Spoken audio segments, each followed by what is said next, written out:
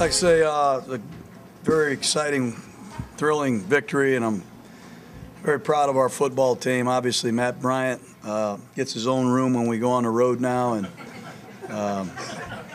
anything else he wants, he gets. That's one of the most dramatic finishes to a football game any of us will ever see. And to beat a team like Philadelphia, it's a great accomplishment. I don't care what the statistics say. To be 0-4 and buried by a lot of people, to beat Cincinnati and Philadelphia, two of arguably the best teams in football, is a great accomplishment.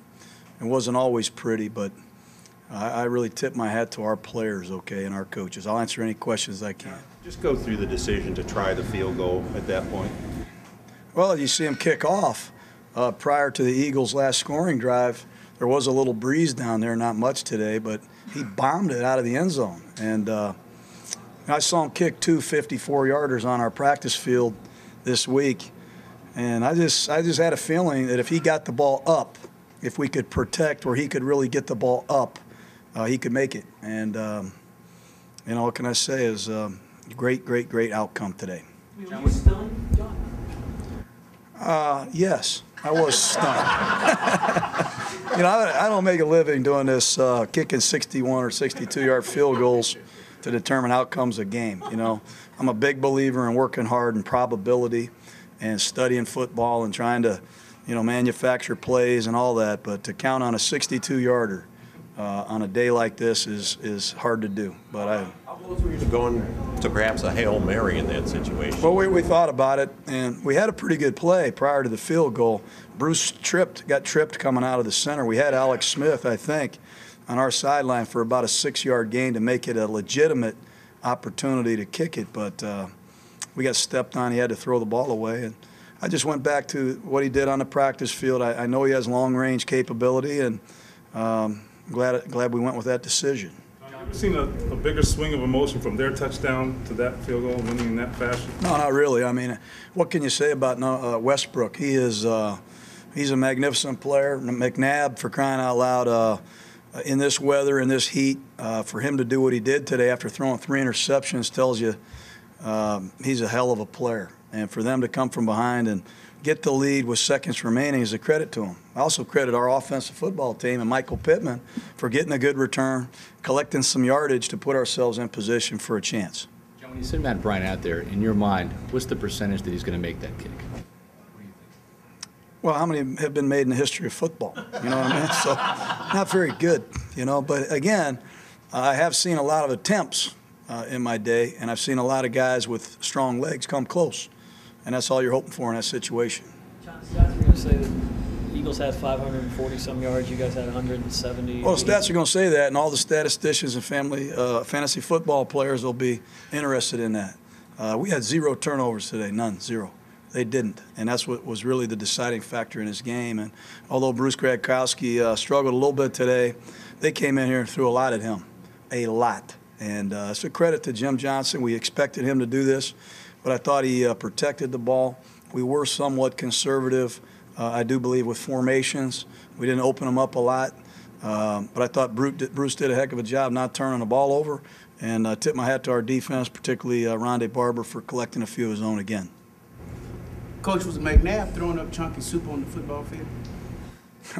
I don't know. I love McNabb. I can only tip my hat to him. He's a hell of a football player. Great one. Was he sick out there on the football field? May have been. I don't know. You have to ask Donovan. You had talked about getting more takeaways, creating more takeaways. The defense did that and got you the 17-0 lead. Well, they'll come. You know, we dropped a couple picks last week. The ball's been on the ground. We haven't gotten it. You know, Derek Brooks had a return for a touchdown called back in Atlanta. We have some guys that can play. We gave up a lot of yards today statistically, and our guys are sick about that. But, you know, the turnovers will come. We have some opportunistic players in the back end there, and if we continue to play hard, we got a chance to hang around here. Missing tackles again. Well, you know, I'm not going to tell you it was a great day that way. We missed numerous tackles today, and our defense has missed more tackles in the first 5 or 6 weeks than I can recall since I've been here.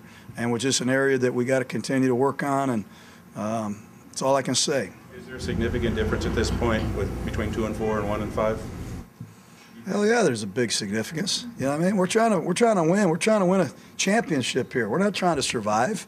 You know, everybody's entitled to their opinion. We felt we're a lot better football team than a lot of people gave us credit. We felt we could have beat Carolina. We felt we could have won in New Orleans, and we feel like we have a pretty good young nucleus of players that are going to continue to get better. And as long as the coaching doesn't screw it up, we might be all right.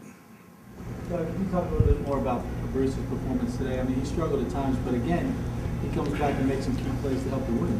Yeah, there's a lot of guys that struggle against Philly. You know, we watched Philadelphia's defense against Eli Manning when he was a rookie. We watched him against David Carr. We watched him against a lot of really good quarterbacks as rookies. And Jim Johnson is not afraid to try anything to screw it up for us. And he did a nice job early in the football game. They didn't play any double zone. You know, 80% of their defense is a double zone on first and second down. I don't remember seeing any of that. You know, we got a lot of weak side overload blitzes, strong side blitzes. They kept us off balance. But we hung in there. We had some long, sustained drives. We dropped a couple balls in the first half that hurt us. We felt we could have scored ourselves. But what can I say? It was a dramatic win for us, and we're proud of our players, and we beat a good team again today.